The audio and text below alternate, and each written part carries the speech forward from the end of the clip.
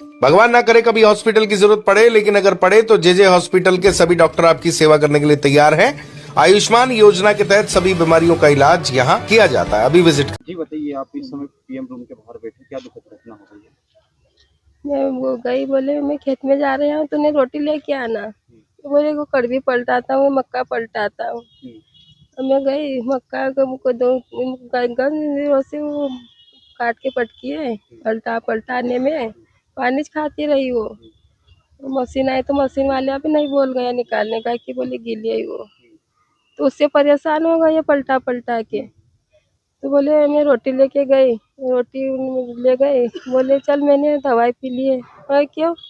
तो बोले क्या परेशान हो गया हूँ, कहाँ तक इसको उल्टा पलटा करूँगा। बोले चल काम तमाम मैंने कर दिया है, चले ये कब बेचूंगा, कब के काम होएगा।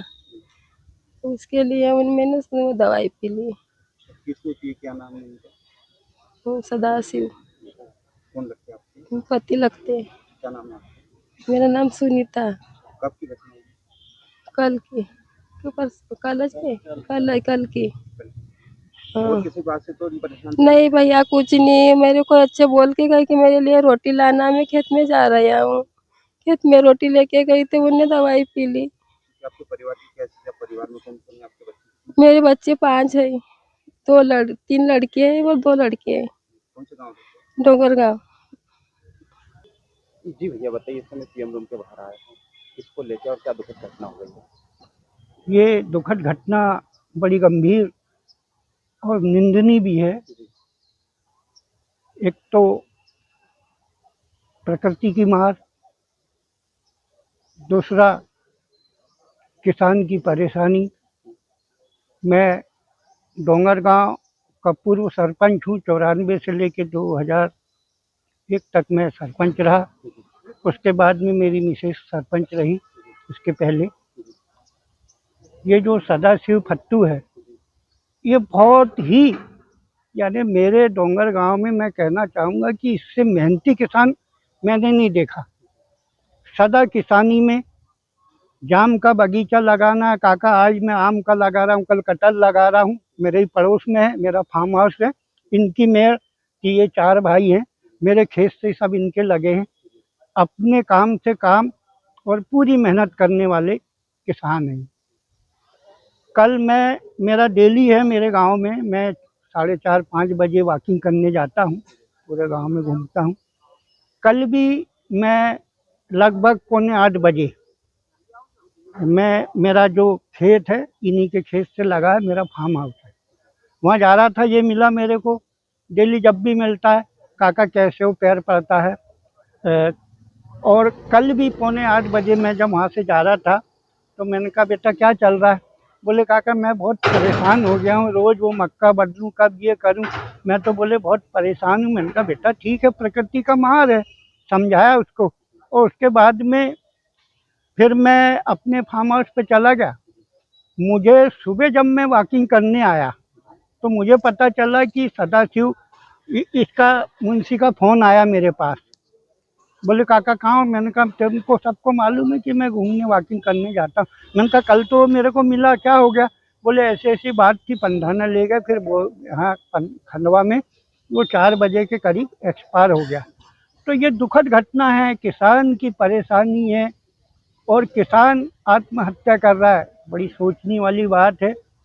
मेरा तो ये निवेदन है कि भाई सरकार से भी कि उनको मुआवजा, मक्के का जो भाव आज मंडी में चल रहा है, किस प्रकार किसान परेशान हो रहा है, उसको देखने वाला नहीं है। और आज उसकी दुखद घटना, एक किसान की ऐसी दुखद घटना, और ऐसा किसान जो 24 घंटे खेत में पसीना बहा के अपना काम करता था। आज मुझे ये दुख है, आज मैं वहाँ का 2 बार सरपंच रहा और ऐसा किसान आज मेरे गांव से मैंने दवा पी के आत्महत्या वो टेंशन में किया है। इसके लिए भगवान उसकी आत्मा को शांति दे, बस यही मेरा कहना है। क्या बताइए, क्या दुखद घटना हो गई? इस समय वो पीएम रूम के बाहर आए। ये खेत में जाते थे रोज, वो मक्के को परेशान था 2-4 रोज से, तो वो इकट्ठी कर देता था, तो मशीन लाता था तो निकलती नहीं थी, फिर फैलाता था। तो वो अरबी भी लगाना था, वो हाइबाप कर रहा था।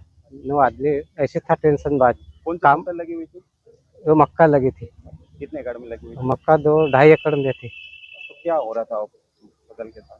फसल काट के रखी थी, निकालना था उसको, वो निकले नहीं, बेचे नहीं, तो दूसरी फसल लगाए नहीं वो, तो वो पानी आ जाता था तो वो निकलती नहीं थी, तो उसको फैलाता था, फिर इकट्ठी करता था, तो परेशान था 3-4 दिन से। तो उसने कल भी बोला कि तुम आओ खेत में, वो भाभी को बोल के गया कि तुम रोटी लेके आओ, मैं और चलता हूँ खेत में। बेल में लेके गया, ये भाभी रोटी वोटी लेके गई, तो वो तो कुएं के पास खड़ा था, तो बोले चलो घर, मैंने दवा पी ली, बोले सब काम खत्म कर दिया। तो हमने देखा तो वास्तव में वो दवाई पिया था। मैं क्या हो गया, बोले नहीं सब तुम अच्छे रहे ना, मैंने दवा पी लिया, बोले सब काम खत्म कर दिया। इसके अलावा किसी बात को लेकर परेशान रहते हैं? नहीं, इसके अलावा तो कहीं नहीं परेशानी।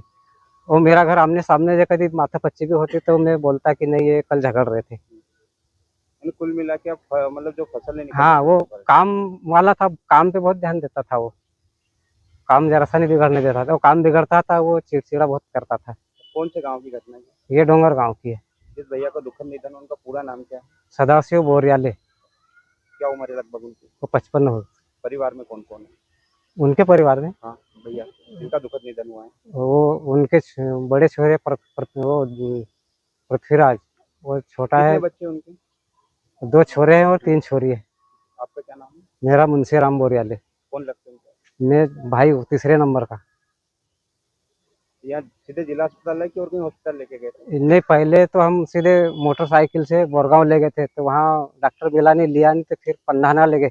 यहाँ लाते तो ज़्यादा हो जाता, इसलिए हमने वहाँ पंधाना दिखाया।